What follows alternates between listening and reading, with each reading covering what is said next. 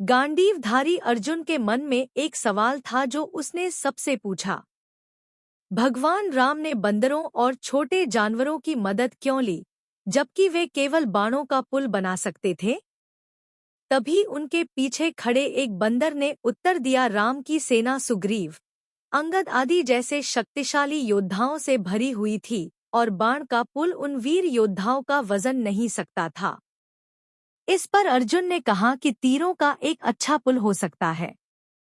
तब बंदर ने उन्हें एक बनाने के लिए चुनौती दी और कहा कि अगर उस बंदर के पुल पर चढ़ने मात्र से ही पुल टूटकर गिर गया तो अर्जुन को खुद को जलाना पड़ेगा।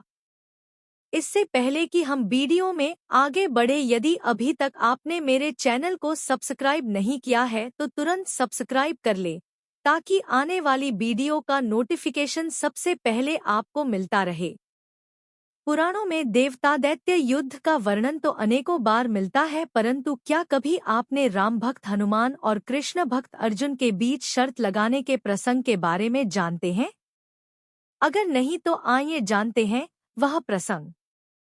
एक बार की बात है, भगवान श्री कृष्ण ने अर्जुन को आज्ञा देकर पुष्प लेने भेजा। परमवीर अर्जुन अपने तीर कमान उठाकर पुष्प लेने चल दिए। संयोगवश वह चलते चलते उसी कदली वन में गए जहां हनुमान जी तपस्या किया करते थे। अर्जुन का ध्यान तो हनुमान जी पर नहीं गया, परंतु जैसे ही अर्जुन ने पुष्प तोड़े तभी हनुमान जी क्रोध में आकर प्रकट हो गए और अर्जुन से बोले, हे मनुष्य, तुम कौन हो और तुमने राम जी के इस बागीचे से पुष्प क्यों चोरी किए?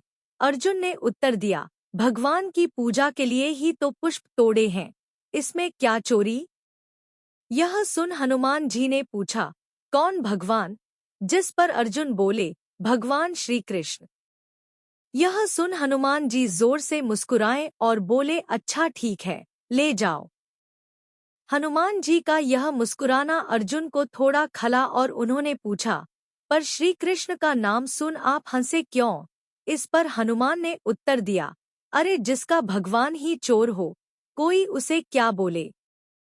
अब यह सुन तो अर्जुन के क्रोध का ठिकाना ही नहीं रहा।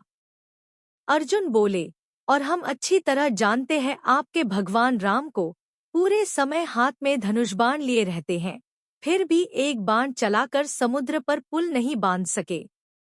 वे फालतू में जीव जंतुओं से पत्थर ढुलवाए, मेरे में इतना बल है कि एक बाण से मैं समुद्र पर पुल बांध सकता हूँ।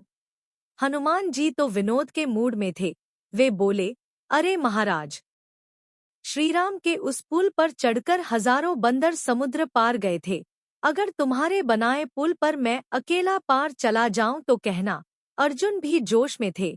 वे बोले, ठीक है, अगर पुल टूटा तो मैं अग्नि में जलकर भस्म हो जाऊंगा। हनुमान जी बोले, अगर नहीं टूटा तो जो तुम बोलोगे मैं वही करूंगा।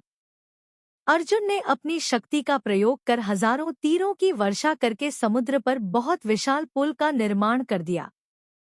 निर्माण कार्य पूरा होने पर हनुमान जी ने अपना स्वरूप बड़ा किया और देखते ही देखते हनुमान जी का शरीर हजारों योजन का हो गया। हनुमान जी का यह रूप देख अर्जुन भगवान श्री कृष्ण से प्राण रक्षा की विनती करने लगे। जैसे ही हनुमान जी ने पुल पर पैर रखना चाहा, उनके चरण के स्पर्श से ही समस्त पुल टूट गया। यह देख अर्जुन ने घोषणा की कि अब मैं अपने वचन अनुसार अग्नि में जलकर अपने प्राणों की आहुति दूंगा। हनुमान बोले कि इसकी कोई जरूरत नहीं, यह बात बस आपके और मेरे बीच रहेगी, परंतु अपने संकल्प के पक्के अर्जुन भी नहीं माने और अग्निदाह के लिए लकड़ी इकट्ठा करने लगे।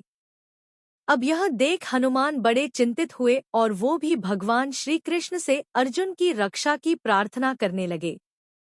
यह देख भगवान कृष्ण एक वृद्ध ब्राह्मण के रूप में वहां प्रकट होकर बोले, यह लकड़ी आदि की व्यवस्था कैसी? भोजन बना रहे हो क्या?